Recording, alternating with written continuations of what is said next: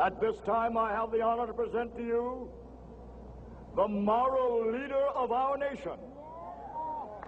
I have the pleasure to present to you Dr. Martin Luther King, Jr.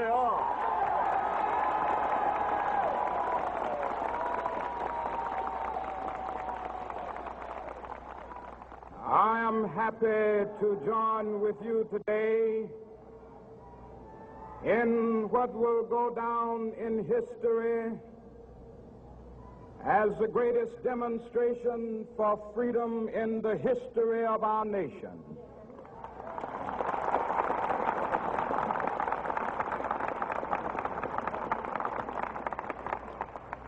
Five score years ago, a great American in whose symbolic shadow we stand today signed the Emancipation Proclamation.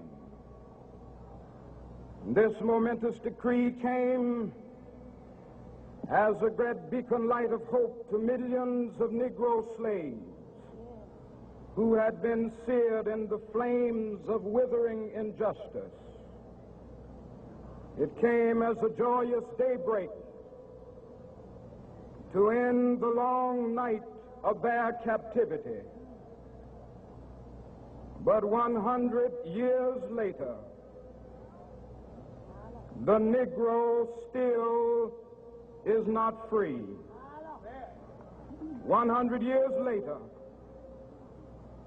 the life of the Negro is still sadly crippled by the manacles of segregation and the chains of discrimination. 100 years later, the Negro lives on a lonely island of poverty in the midst of a vast ocean of material prosperity. 100 years later,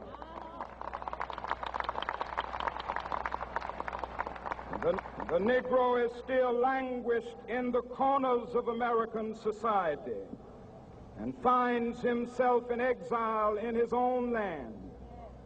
And so we've come here today to dramatize a shameful condition. In a sense, we've come to our nation's capital to cash a check. When the architects of our republic wrote the magnificent words of the Constitution and the Declaration of Independence, they were signing a promissory note to which every American was to fall heir.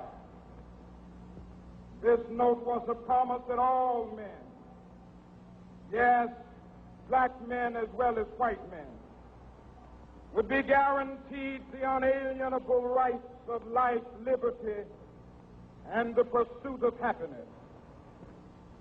It is obvious today that America has defaulted on this promissory note insofar as her citizens of color are concerned.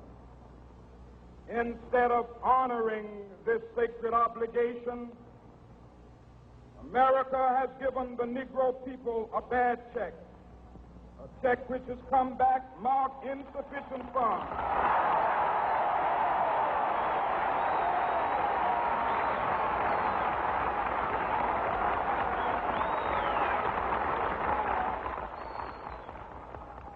But we refuse to believe that the Bank of Justice is bankrupt. We refuse to believe that there are insufficient funds in the great vaults of opportunity of this nation. So we've come to cash this check, a check that will give us upon demand the riches of freedom and the security of justice.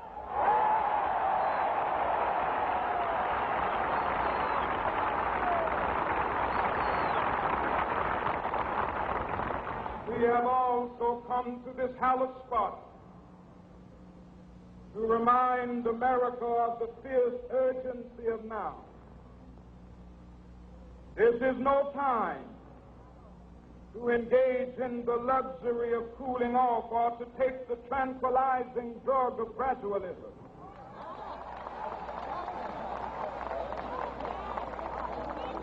Now is the time to make real the promises of democracy. Now is the time to rise from the dark and desolate valley of segregation to the sunlit path of racial justice. Now is the time to lift our nation from the quicksands of racial injustice to the solid rock of brotherhood. Now is the time to make justice a reality for all of God's children. It would be fatal for the nation to overlook the urgency of the moment. This sweltering summit of the Negro's legitimate discontent will not pass until there is an invigorating autumn of freedom and equality. 1963 is not an end, but a beginning. Those who hope that the Negro needed to blow off steam and will now be content will have a rude awakening if the nation returns to business as usual.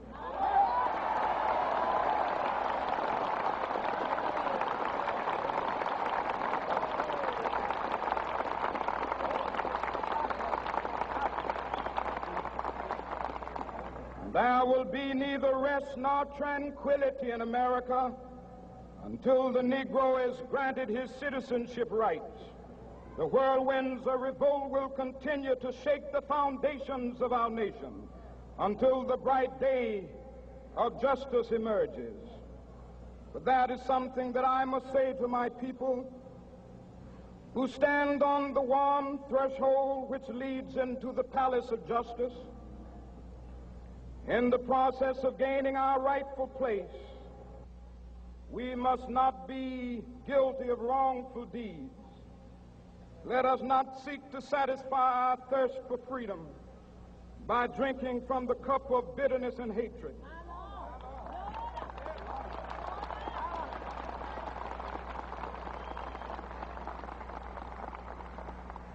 We must forever conduct our struggle on the high plane of dignity and discipline. We must not allow our creative protests to degenerate into physical violence. Again and again, we must rise to the majestic heights of meeting physical force with soul force. The marvelous new militancy which has engulfed the Negro community must not lead us to a distrust of all white people. For many of our white brothers, as evidenced by their presence here today, have come to realize that their destiny is tied up with our destiny.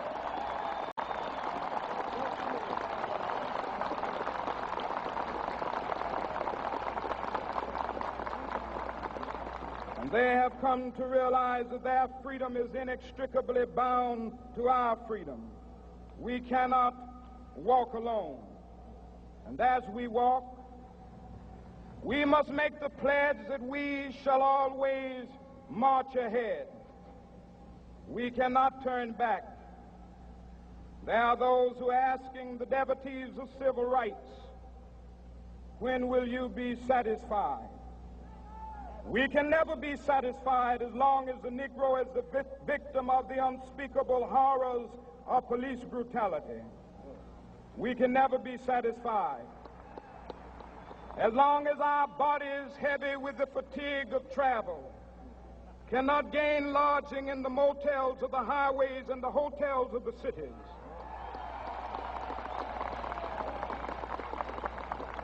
We cannot be satisfied as long as the Negro's basic mobility is from a smaller ghetto to a larger one.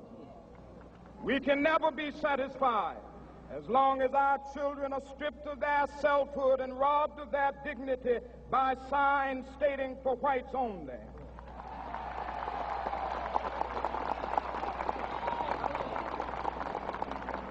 We cannot be satisfied as long as a Negro in Mississippi cannot vote and a Negro in New York believes he has nothing for which to vote.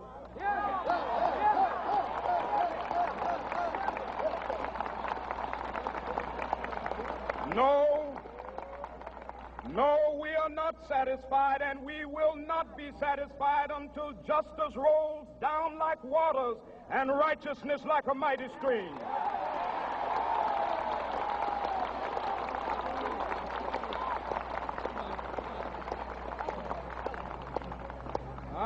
not unmindful that some of you have come here out of great trials and tribulations. Some of you have come fresh from narrow jail cells. Some of you have come from areas where your quest for freedom left you battered by the storms of persecution and staggered by the winds of police brutality. You have been the veterans of creative suffering.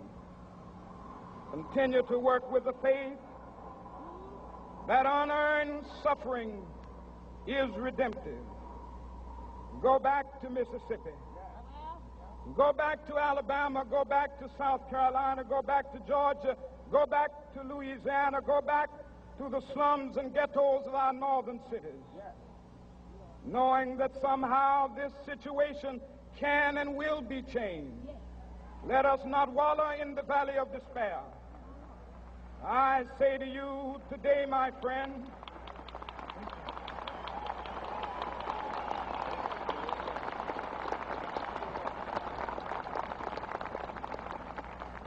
so even though we face the difficulties of today and tomorrow, I still have a dream. It is a dream deeply rooted in the American dream. I have a dream that one day this nation will rise up and live out the true meaning of its creed. We hold these truths to be self-evident, that all men are created equal.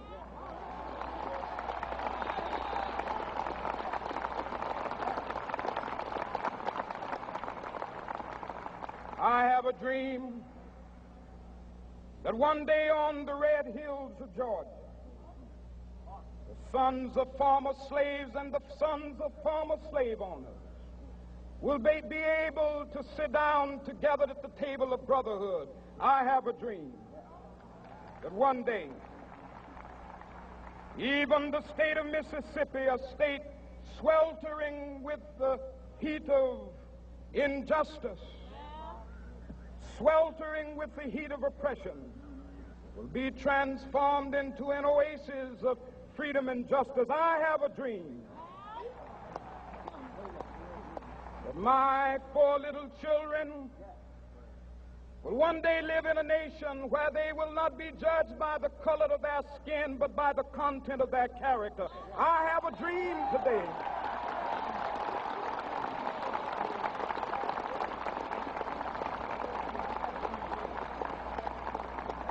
I have a dream that one day down in Alabama, with its vicious racists, with its governor having his lips dripping with the words of interposition and nullification, one day right there in Alabama, little black boys and black girls will be able to join hands with little white boys and white girls as sisters and brothers. I have a dream today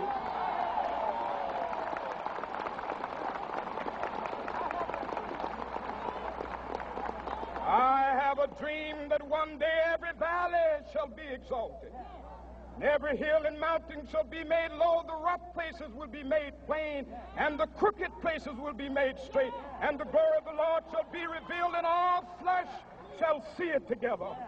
This is our hope. This is the faith that I go back to the South with. With this faith, we will be able to hew out of the mountain of despair a stone of hope. With this faith, we will be able to transform the jangling discords of our nation into a beautiful symphony of brotherhood. With this faith, we will be able to work together, to pray together, to struggle together, to go to jail together, to stand up for freedom together, knowing that we will be free one day. This will be the day. This will be the day when all of God's children will be able to sing with new meaning, "My country, 'tis of thee. Sweet land of liberty, of thee I sing. Land where my fathers died, land of the pilgrim's pride. From every mountainside, Let freedom ring, and if America is to be a great nation, this must become true. And so let freedom ring from the prodigious hilltops of New Hampshire. Let freedom ring from the mighty mountains of New York. Let freedom ring from the heightening Alleghenies of Pennsylvania. Let freedom ring from the snow-capped Rockies of Colorado. Let freedom ring from the curvaceous slopes of California. But not only that, let freedom ring from Stone Mountain of Georgia. Let freedom ring from Lookout Mountain of Tennessee. Let freedom ring from every hill and molehill of Mississippi, from every mountainside. Let freedom ring, and when this happens, and when we allow freedom ring, when we let it ring from every village and every hamlet, from every state and every city, we will be able to speed up that day when all of God's children, black men and white men, Jews and Gentiles, Protestants and Catholics, will be able to join hands and sing in the words of the old Negro spiritual, free at last, thank God Almighty, we are free at last.